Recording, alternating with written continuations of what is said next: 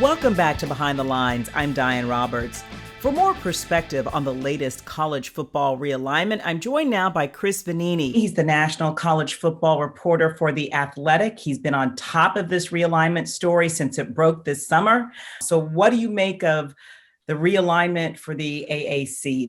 Yeah, well, it's not totally done because you've got the Sun Belt and Conference USA still kind of working their deal out. But as far as the service academies, it likely is done. The American has added 6 teams from Conference USA. I think 3 of them come from Texas. And I think that's where, if you're Navy, that's where the biggest benefit comes from. Navy, the state of Texas is obviously a big place for all of the service academies to recruit players, to play games. I mean, Air Force and Army are playing here in Dallas in a couple of weeks. So I think our Navy has to be pretty happy with that. The American will be up to 14 teams, so it's going to be pretty big. I'm curious if Navy will be, if the conference goes to divisions, if Navy could be in the West to be with those Texas teams for that exact reason. But so Navy's got a lot of new partners in football. Air Force is sticking in the Mountain West, and Army is sticking as a football independent. You mentioned Army.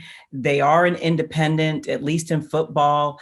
How does this realignment play out for them, do you think?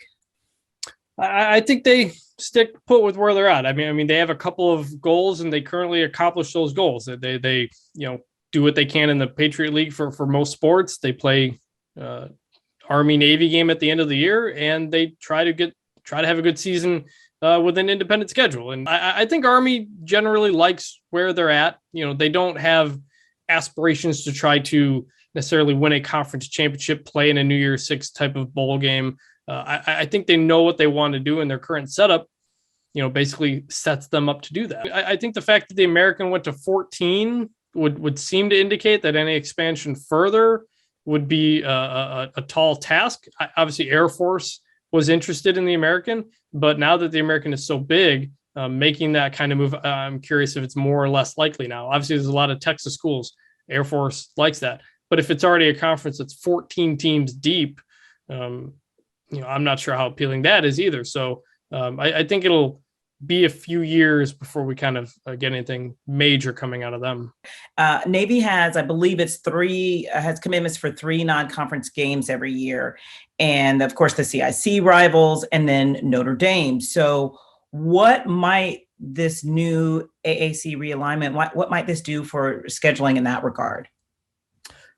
Well, it's mostly just going to impact conference play, and that's going to mean probably a lot more trips out to Texas, to Houston for Rice, to San Antonio for UTSA, to Dallas for both North Texas and SMU, which is already obviously a game that happens. And Navy, I believe, was in the West Division before UConn left, and they kind of got rid of divisions for a couple of years. So I wouldn't be surprised if we see Navy traveling out to Texas a lot more in the regular season in those conference games. So now here in college football, we see a lot of what looks like mega conferences now. And I asked Gladchuck about that as well. Does he sort of see this as the future? And he sees that as kind of the way it's going. What do you make of it?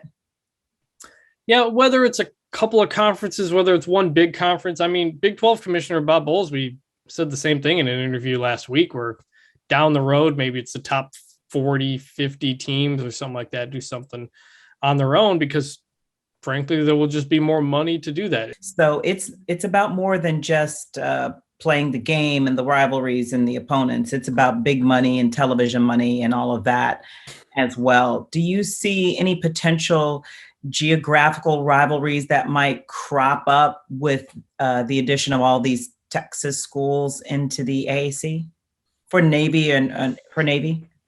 Yeah, I think Navy, especially if they're in a Western division with those schools, I think you're going to see that a lot. I did a survey of Texas high school coaches over the summer to kind of get their feeling of just what recruiting is like in the state of Texas.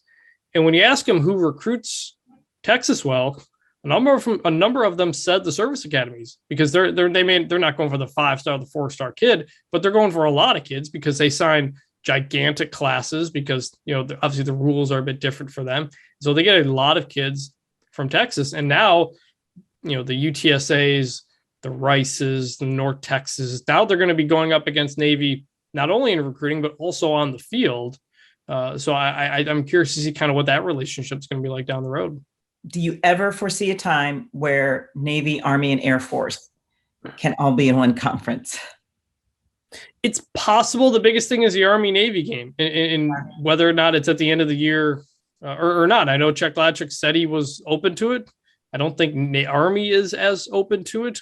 And with the expanded playoff coming at some point, that could impact the schedule as well. That first round playoff, whatever, could overlap with the game. So it's possible that the schedule is getting moved around and things can happen. But the future of Group of Five conferences over the next 10 years, I'm not really sure where it goes. Thank you so much, Chris Vannini. You are the national college football reporter for The Athletic. Where else can we find your work? Yeah, just theathletic.com, the college football section. Always got a lot of stuff going on there. And then just at Chris Vannini on Twitter. Very good. Chris, thank you so much for your time. We appreciate it. Stick around. We'll have more Behind the Lines after this.